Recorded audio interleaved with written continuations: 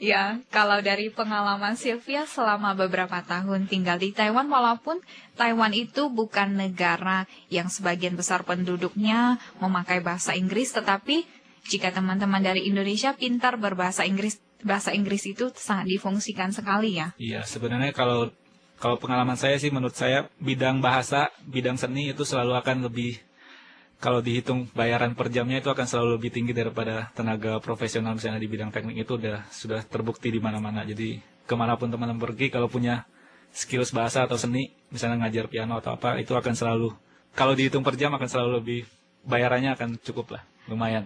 Belum tentu juga loh, tapi sebenarnya untuk anak-anak yang jurusan teknik di Taiwan itu, mereka lebih gampang untuk mendapatkan pekerjaan.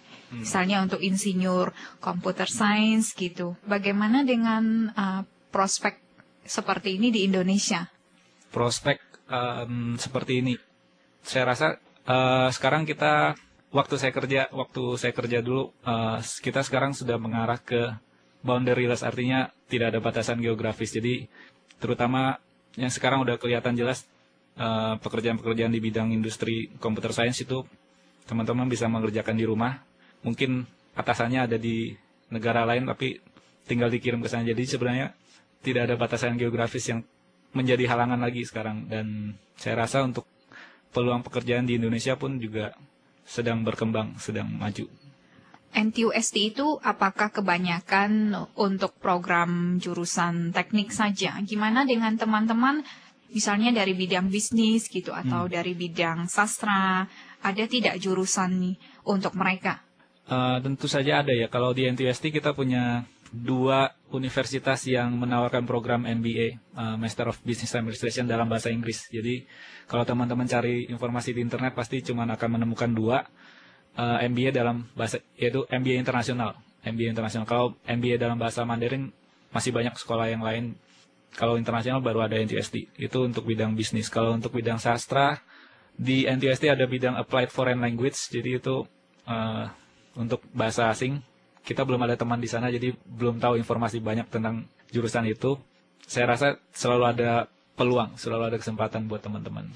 Jadi mungkin kita harus rajin-rajin akses internet, cari informasi. Sebenarnya beasiswa atau peluang untuk belajar ke luar negeri itu banyak gitu. Sebenarnya kalau menurut saya peluang untuk sekolah misalnya di dunia akademik itu makin ke atas itu makin banyak sebenarnya, karena untuk misalnya beasiswa S1, teman-teman mungkin banyak pesaingnya. Beasiswa S2, banyak teman-teman S1 udah belum berniat untuk melanjutkan S2, teman-teman pesaingnya makin berkurang.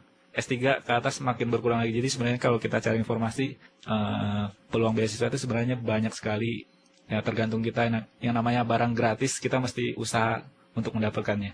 Syarat utama untuk mendapatkan beasiswa selain harus memiliki prestasi yang baik di sekolah asal, ada tidak kriteria lain gitu?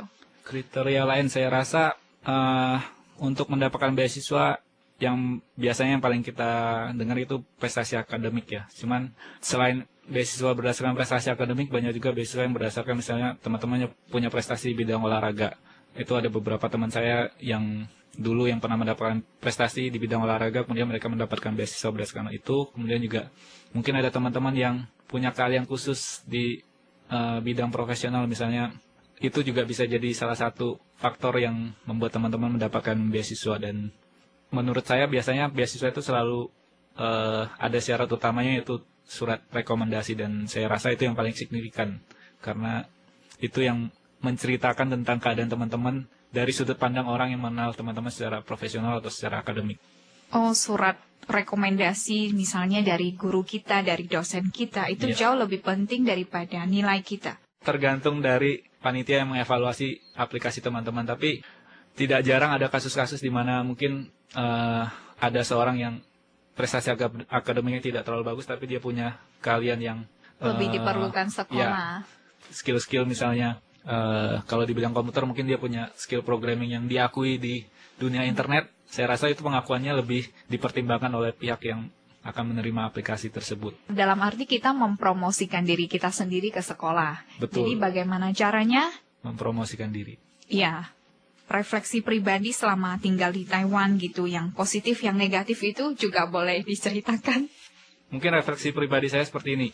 Waktu itu saya udah kerja dan permanen, dapat beberapa fasilitas dari kantor. Saya rasa waktu mempertimbangkan untuk melanjutkan sekolah lagi, saya sempat ada keraguan-keraguan juga apakah ini mau diteruskan atau mau ditinggalkan aja demi sekolah. Dan akhirnya setelah berdiskusi dengan beberapa orang, dengan dosen, dengan teman-teman, dan juga mempertimbangkan banyak hal, akhirnya saya memutuskan untuk kesini.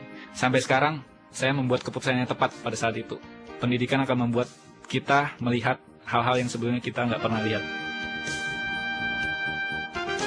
Teman-teman pendengar, karena waktu kita terbatas, Sylvia harus melanjutkan topik ini pada pekan depan. Kemudian, bagi Anda yang tertarik untuk melanjutkan studi ke sekolah NTUST, silakan boleh mengunjungi website http://www.ntust.edu.tw.